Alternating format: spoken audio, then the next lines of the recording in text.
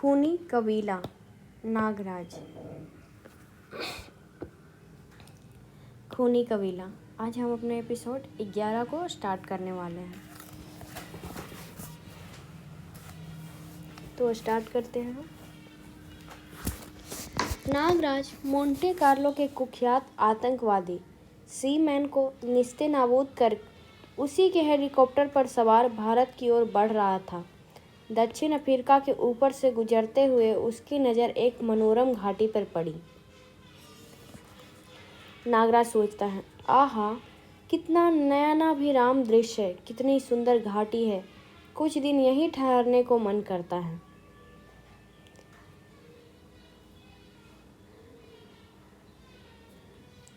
नागराज देखता है, पर यह क्या? कुछ सैनिक हाथ में बंदूक लिए खड़े थे और कुछ लोग थे जो हाथों में बांधे खड़े थे। एक सैनिक बोला, कैप्टन, यह हेलीकॉप्टर किसका मंडरा रहा है ऊपर? कैप्टन बोला, उसे छोड़ो और पहले इन्हें शूट करो। सैनिक बोले, ओके कैप्टन। तीनों सैनिक ने अपनी बंदूकें काले कैदियों पर तान दी, किंतु इससे पहले कि वे फायर करते उन्हें रुकना पड़ा। कैप्टन बोला, ठहरो, लगता है यह हेलीकॉप्टर नीचे आ रहा है, पता करो यह किसका है। देखते ही देखते हेलीकॉप्टर जमीन पर उतर गया। नागराज हेलीकॉप्टर से बाहर निकला और बोला, क्या बात है दोस्तों, क्यों इन लोगों का खून बहाना चाहते हो? कैप्टन बोला, तुमसे मतलब, और तुम हो कौन यह सवाल पूछने वाले? कैप्टन फिर गरजा, और जानते हो जनरल टमटा को? राज में किसी काले की सरकारी काम में दखल देने की सजा मौत है। नागराज बोला, शांत हो जाओ दोस्त, मेरा नाम नागराज है और इंसानियत पर हमला करने वाले हर सवाल से मेरा मतलब है, किस जुर्म के लिए इन्हें मौत मिल रही है? कैप्टन बोला, देखते क्या हो, इसे भी शूट कर दो इन काले जानवरों के साथ। किंतु इससे पहले कि कोई भी सैनिक हरकत में आता, सांप चल पड़े, साए साए शू शू। उनके गने नागराज की कदमों में पड़ी थी। नागराज बोला, हा हा हा, इन खिलौने से मुझे डराना चाहते हो? कैप्टन बोला, मैं तुम्हें जिंदा नहीं छोड़ूंगा, और गोलियां चलाने लगा, धाए धाए धाए। गोलियों का नागराज पर कोई असर ना हुआ। नागराज बोला, हा हा हा, अब मेरा बार संभालो। आदमी सोचा, हाय, ये आदमी है या भूत, इस पर इतनी गोलियां का कोई असर नहीं हुआ। हाय, सांप सांप, बचाओ, भागो रे। सैनिक भी चिल्लाने लगे, सांप सांप, हाय रे मोरी अम्मा। अगले ही पल सब सैनिक ट्रक में बैठकर रफू चक्कर हो गए थे। नागराज कैदियों के पास पहुंचा। कैदी बोले, साहिब, हमें बचा लो साहिब, वरना वो फिर आकर हमें मार डालेंगे। नागराज बोला, क्यों? नागराज ने उन्हें आज़ाद किया। तभी एक आदमी ने उन्हें बताया, क्योंकि हमने अपने ही देश में रहने के लिए गोरी सरकार को कर नहीं दिया।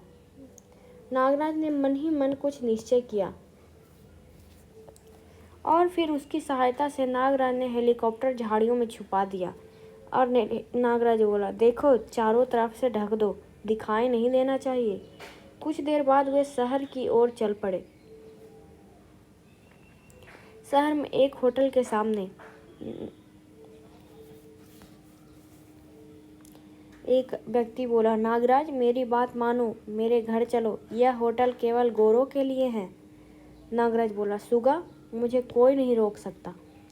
दरबान ने उन्हें रोका और दरबान बोला, अरे, कहाँ घुसे आ रहे हो? कहा ना तुम लोग यहाँ नहीं रह सकते। नागराज बोला, मैं कहा ना मैं यहीं रहूँगा, तुम बाहर जाओ।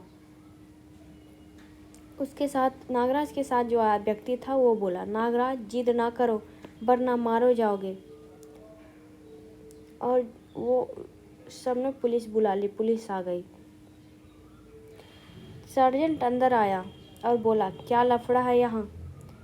होटल का आदमी बोला, सर, यह काला होटल में रहने की जिद कर रहा है। पुलिस बोली, ओह, काला कल्लू, सिपाहियों, पकड़ लो इसे और मार मार कर दिमाग ठिकाने लगा दो। सिपाही डंडा लेकर आगे बढ़े, किंतु डंडे टूट गए। ठाक तड़ाक सभी डंडे टूट गए। सिपाही बोले, हाँ हाँ, मारो कल्लू को।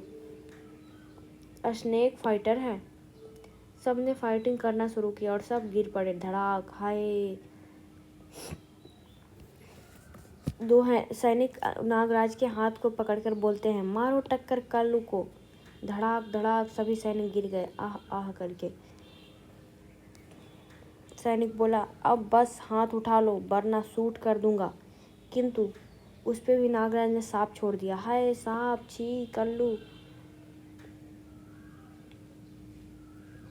करके। फिर जो नागराज के साथ था वो व्यक्ति काला पेंट चढ़ा के पुलिस के ऊपर चला गया। सी यू कल्लू। नागराज होटल से बाहर जाता देख व्यक्ति बोला, क्या हुआ दोस्त, क्या अब तुम मेरे यहाँ नहीं ठहरोगे? नागराज बोला, नहीं सुगा, ऐसे घृणित लोगों के बीच मैं नहीं रह सकता, मैं तुम्हारे घर चल रहा हूँ। सुगा खुशी खुशी नागराज को शहर से बाहर पुरानी बस्ती में बने अपने घर ले आया। सुगा बोला, नागराज, माँ तुम्हें देखकर बहुत खुश होगी। सुगा बोला, माँ देखो कौन आया है। सुगा की माँ बोली, कौन सुगा? मुझे पता था बेटा तू जरूर आएगा, दुनिया चाहे कुछ भी कहे, मेरा लाल अपनी माँ को अकेला छोड़कर कहीं नहीं जा सकता। सुगा बोला, हाँ माँ, मैं तुझे छोड़कर कहीं नहीं जा सकता। माँ, मेरे दोस्त नागराज से मिलो, इसने ही मुझे गोरे सैनिकों से बचाया है। और माँ, नागराज ने उन्हें बहुत मारा भी। सुगा की माँ बोली, फिर तो जरूर यह भगवान है। बेटा तुम हाथ मुंह धो लो, मैं तुम दोनों के लिए खाना लगाती हूँ। सुगा बोला, अच्छा माँ। खाना खाने के बाद सुगा नागराज को अपनी बस्ती दिखाने चल पड़ा। सुगा बोला, नागराज, मैंने तुम्हारे हाथों से सांप निकलते देखे थे, तुम जादूगर हो? नागराज बोला, नहीं, तुमने सपना देखा होगा। सुगा बोला, नागराज इनसे मिलो, ये है चोमा, पोमा और क्रो। हम चारों मिलकर इन गोरो लोगों के खिलाफ गोरिल्ला युद्ध लड़ते हैं। पोमा और क्रो ने नागराज को हेलो किया। नागराज ने भी उनको हेलो किया। नागराज सुगा बोला, नागराज, चोमा बहुत बड़ा तीरंदाज है, यह बस्ती में घुसे गोरे सैनिकों पर विषैले तीरों से हमला करता है। क्रो जलती हुई मशाल से लड़ता है और पोमा इसे फुकनी से जहरीले तीर फेंकता है। और मैं हूँ सातिर चाकूबाज, मैं अपने चाकू से उड़ती हुई चिड़िया के आँख तक निकाल लेता हूँ। सुगा ने चारों के बारे में नागराज को बताया। नागराज बोला, वाह, तुम लोग में तो बहुत खूबियाँ हैं। सुगा बोला, हाँ नागराज, किंतु हमारे ये हथियार गोरी सरकार के बारूदी हथियार के आगे नगण्य हैं। नागराज बोला, हिम्मत न हारो सुगा, मैं प्रण लेता हूँ कि तुम्हें और तुम्हारी जाति को इस जुल्मी सरकार से आज़ाद कराकर ही जाऊंगा। तीनों बोले, नागराज जिंदाबाद। सुगा बोला, नहीं नागराज, मेरे ख्याल से अब तुम्हें यहाँ से निकल जाना चाहिए। नागराज ने बोला, क्यों? सुगा बोला, क्योंकि भागे हुए सिपाही जब जनरल टमटा को तुम्हारे बारे में बताएगा तो वह व्यक्ति भयानक सेना को तुम्हें मारने के लिए भेजेगा और वे हैवान तुम्हें मारने से पहले बस्ती में भी भयंकर मार काट मचा देंगे।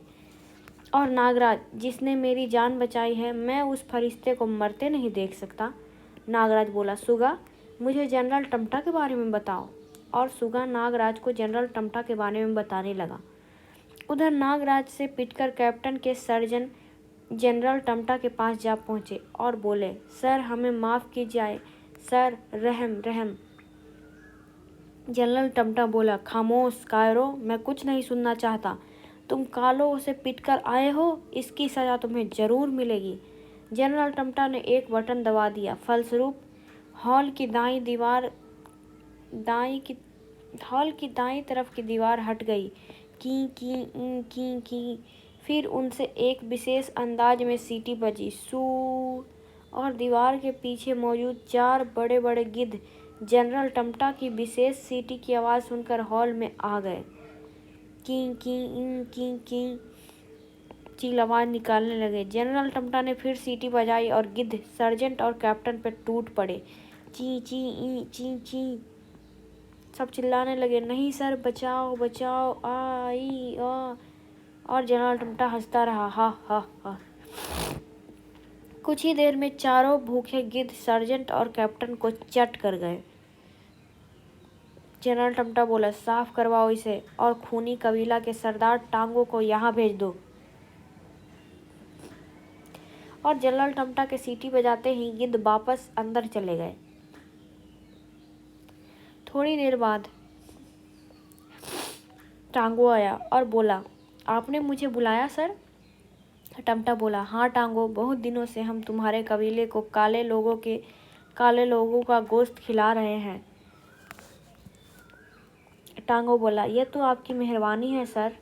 टमटा बोला, लेकिन आज तुम्हें कुछ करके दिखाना होगा। टांगो बोला, आप आज्ञा दे सर, हमारा कबीला आपके लिए कुछ भी करने को तैयार है सर। टमटा बोला, हमें तुमसे यही आशा थी टांगो। फिर जनरल टमटा ने टांगो को नागराज के विषय में सब बता दिया। टांगो बोला, ठीक है सर, मैं सब समझ गया। मैं अपने जुड़वा भाई कांगो को भेजता हूँ और उसका गोश्त खाने को। टमटा बोला, अब तुम जा सकते हो। और फिर टांगो वहाँ से चल पड़ा। कुछ ही देर बाद में खूनी कबीले का काफिला टांगो के जुड़वा भाई कांगो के नेतृत्व में नागराज की तलाश में निकल पड़ा, गर हर हु हा हा करते हुए। एक कांगो के सेना में से एक व्यक्ति ने बोला, हम उसे कच्चा चबा जाएंगे, खून पी जाएंगे उसका भी। पुरानी बस्ती में पहुंचते ही खूनी कबीले ने उत्पात मचाना शुरू कर दिया। आवाज होने लगी, मेरे बच्चे को छोड़ दो, मेरे बच्चे को छोड़ दो, मार डाला, सबको खा जाएंगे। सभी लोग हल्ला शोर करने लगे। मेरे बच्चे को छोड़ दो, मार डाला सबको। और कांगो बोलता रहा, सबको खा जाएंगे। बताओ नागराज कहाँ है? खा जाओ सब काले जानवरों को।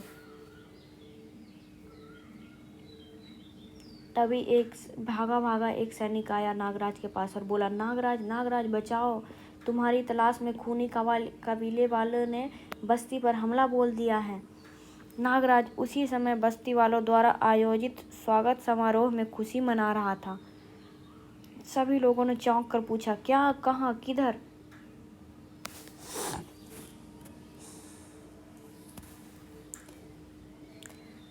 तुरंत नागराज खड़ा हो गया। नागराज बोला, सुगा चलो, हमें उन्हें रोकना है। चारों ने बोला, चलो नागराज, हम तैयार हैं। पोमा ने अपनी फूकनी ली, च्योमा ने धनुष्बाण, क्रो ने मशाल और सुगा ने अपने चाकू संभाल लिए और लड़ाई स्टार्ट हो गई। सू साए हाय सांप आह आह आह। उस क्रो के सैनिक भी भागने लगे। साए साए मशाले, उफ, टंकार, मसाले चलने लगी, तीर चलने लगे। तभी कांगो नागराज के सामने आ गया। कांगो बोला, बस बहुत हुआ नागराज, अब मैं तुझे अपना आहार बनाऊंगा। नागराज बोला, यह तो वक्त ही बताएगा कि मैं तेरा आहार बनता हूँ या तू यम का आहार बनेगा। नागराज ने कांगो पर छलांग लगाई, किंतु बलिष्ठ कांगो को उस फिक्र का कोई असर न पड़ा। कांगो ने उसे दूर उछाल दिया। तभी खूनी कबीले के जंगलियों ने नागराज को घेर लिया। अगले ही पल नागराज उनके घेरे से बाहर आ गया। तभी कांगो ने उसे अपनी बलिष्ठ भुजाओं में कस लिया। हा हा हा, अब तुझे कोई नहीं बचा सकता नागराज, और उसके गर्दन में दांत गड़ा दिए। नागराज चीखा, ई। उसने बोला, या चप चप। किंतु वह बदनसीब नहीं जानता था कि नागराज के शरीर में हजारों सांपों का विष था, और वह चिल्लाता हुआ चीखने लगा, आ ई। फलस्वरूप उसका शरीर पिघल गया। अपनी सेना नायक को मरता देख खूनी कबीला के जंगलियों के होश उड़ गए।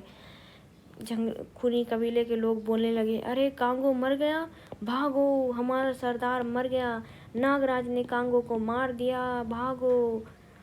खूनी कबीले के जंगलियों को भागते ही बस्ती वालों ने नागराज को कंधे पर उठा लिया और नाचने लगे। सभी बोलने लगे, आया रे आया, नागराज बचाने आया, नागराज नागराज नागराज। खूनी कबीले में कोहराम मचा हुआ था। एक व्यक्ति ने आकर बताया, सरदार सरदार, गजब हो गया सरदार। सरदार बोला, अरे क्या हुआ, कुछ बोलोगे भी? तभी उसके सिपाहियों ने बताया, सरदार आपके भाई कांगो को नागराज ने मार दिया। अपने बलवान भाई की मौत की खबर सुनकर टांगो उछल पड़ा। टांगो बोला, क्या महावाली कांगो मारा गया? कहाँ, किधर, कैसे? तभी उसके सरदार, उसके चौकीदार ने बताया, सिपाहियों ने बताया, सरदार, पुरानी बस्ती में जब कांगो ने उस जादूगर नागराज को खाने के लिए उसके शरीर पर दांत गड़ाए तो वो खुद ही पलटकर धरती पर गिर पड़ा और देखते ही देखते उनका शरीर मोम की तरह पिघल गया। वह बड़ा ताकतवर है सरदार। दूसरा बोला, वह स्नेक फाइटर है वो। तीसरा बोला, उसके शरीर से सांप निकलते हैं। टांगो बोला, खामोश, गर, तुम सब कायर हो जो दुम दबाकर भाग आए। अब तुम सब मेरे साथ चलोगे। नागराज की मौत उसे यहाँ खींच लाई है, गुस्से में टांगो चिल्लाया। सैनिक बोले, ये तो हमें भी मरवाएगा। दूसरा बोला, कितनी मुश्किल से जान बचाकर आए थे, मैं नहीं जाऊंगा। तीसरा बोला, मत जा, सरदार तुझे भून कर खा जाएगा। टांगो सरदार गर्जा, टांगो गर्जा, हमारे लिए खून लाओ, गरम खून। जंगली 2 बाल्टी खून ले आए। तभी एक बोला, आज हजारों का लहू बहेगा, सरदार बहुत गुस्से में हैं। दूसरा बोला, श्श, धीरे बोल, वरना खैर नहीं। वह दोनों बाल्टी खून चट कर गया और बोला, आहा, चट चट, आह। चलो अब पुरानी बस्ती में और जो मिले उसका खून पी लो। खूनी कबीले के जंगली फिर से अपने सरदार टांगो के पीछे पुरानी बस्ती की ओर चल पड़े। सभी हाउ हा हा हु हा हा, जिंगा लाला हुर हुर, जिंगा लाला हुर हुर करते हुए आगे बढ़ गए। दूसरी तरफ नागराज भी बस्ती वालों को खूनी कबीले से लड़ने के लिए तैयार कर रहा था। मसालधारी ने कहा, खूनी कबीले के नजर आते ही हम सब उन पर भालों से हमला करेंगे। नागराज बोला, अपने तीर को और पैना करो चोमा। थोड़ी ही देर बाद वातावरण खूनी कबीलों के भयंकर दहाड़ों से गूंज उठा। खून खून, हा हा हा, मारो। खूनी कबीले पर फेंके गए भाले कुछ तो लपक कर तोड़ दिए गए और कुछ टांगों के मुख से निकलती अग्नि में भस्म हो गए। टांगो अपने मुख से भयंकर आग निकालता था। हु हा हा हा हा, जिंगा लाला। टांगो बोला, हो, अब चूहे पंजे मारना सीख रहे हैं। फिर खूनी कबीले ने वहां भयंकर मार काट मचा दी। हु आह, बचाओ, सभी लोग चिल्लाने लगे। आह, टांगो, खून सबका पीता गया। वाह, गरम गरम खून। हा हा, आगे बढ़ो, सबको खत्म कर दो। और वो अपने मुख से आग निकालता आगे बढ़ा। नागराज बोला, टूट पड़ो साथियों, हम इन्हें मार भगाएंगे। तभी लोग चिल्लाते रहे, आह सांप, आह बचाओ बचाओ, आह। कोई आग से जल रहा था, कोई सांप से, कोई तीर से, कोई भाले से। सब लोग बोल रहे थे, बाप रे, इसके मुंह से तो आग निकल रही है। टांगो अपने मुंह से भयंकर आग निकालता था। क्रो ने जलती हुई मसाले दुश्मन पर फेंकी। क्रो बोला, मार डालूंगा सबको, हा। आह। चोमा ने कबीले पर विष बाण की अग्निवर्षा कर दी। आह, किसी को लग रहे थे, आह आह, कोई मसाल से मर रहा था, कोई तीर से। सुगा ने सटीक निशानों पर कई जंगलियों को यमपुरी पहुंचा दिया। छुरा लगते ही लोग चिल्लाते थे। ओह। पोमा ने फूंकने से भी जंगलियों पर खूब प्रहार ढहा। किंतु इन सबसे ज्यादा आतंक फैलाया हुआ था टांगो ने। टांगो आग निकालता हुआ हंसता रहता था। हा हा हा। नागराज सोचा, इस तरह तो यह अकेला ही सबको खत्म कर देगा, मुझे कुछ करना चाहिए। नागराज ने टांगो पर नाग रस्सी छोड़ी। साए साए, सू सू। किंतु टांगो ने बेहिचक नाग को मुख में डाल दिया और खा गया। कीचड़ कीचड़ और चबा डाला। आ थुक। नागराज ने पैंतरा बदला और एक नाग फिर छोड़ा। सू। किंतु नाग टांगों के मुख से निकलती आग में बुरी तरह झुलस कर बीच में ही गिर पड़ा। मुझे जहरीली फुंकार से काम लेना चाहिए, नागराज ने सोचा। नागराज ने टांगों पर जहरीली फुंकार छोड़ी, किंतु टांगों ने फुंकार से उसे निष्क्रिय कर दिया अपने सब बार विफल होते देख नागराज हवा में उछला और अपने दोनों पैरों को जोड़कर एक ताकतवर टक्कर उसने टांगों के सीने पे जड़ दी। ठाक टांगों गिर गया। आह! टांगों के गिरते ही नागराज को जंगलियों ने घेर लिया। पकड़ लो इसे और खूब मारो, जिंगा लाला हुर फुर। आह! नागराज चिल्लाया। हु हा हा। नागराज शीघ्र ही संभल गया और जंगलियों पर टूट पड़ा। तड़ाक! जंगली चिल्लाने लगे। हाय ठाक ठाक, हाय हाय हाय, तीनों चिल्लाए। आह! मैं मर गया।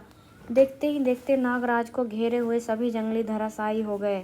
आह! जंगली चिल्लाने लगे। आह! मरा रे, मार डाला। आह आह! दूसरा बोला, मैंने पहले ही मना किया था। तीसरा बोला, हाय, मैं तो उठ भी ना सकूंगा। अपने साथियों की दुर्गति देख क्रोधित टांगो नागराज पर झपटा। टांगो बोला, अगर तेरे शरीर से नाग निकलते हैं तो मेरे मुख से भी आग निकलती है नागराज। हुर्र, मैं तुझे भस्म कर दूंगा। हर नागराज बोला। ओह!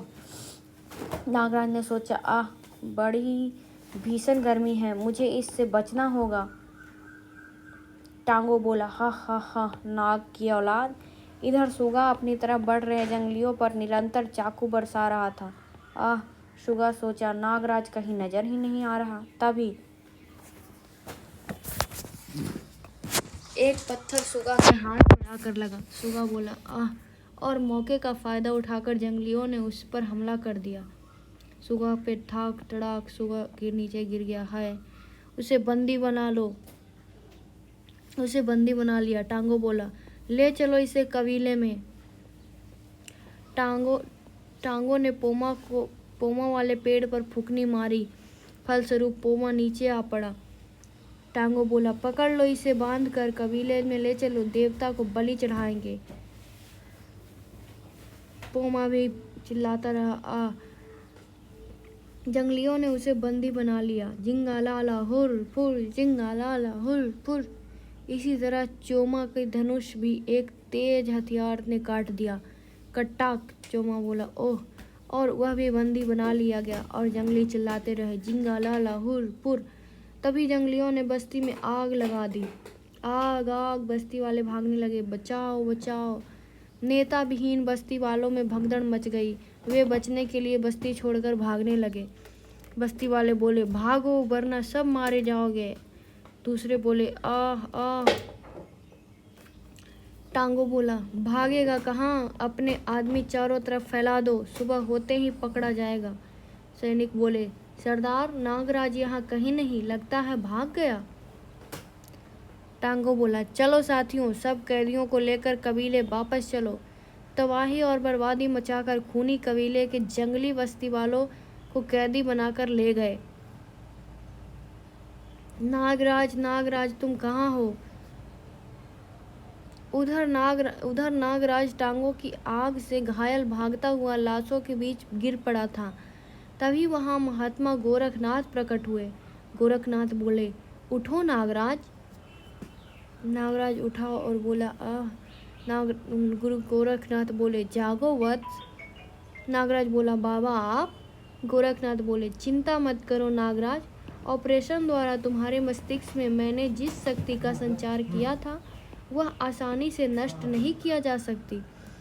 नागराज बोला, लेकिन बाबा, उसके मुख से तो आग निकलती है अन्यथा।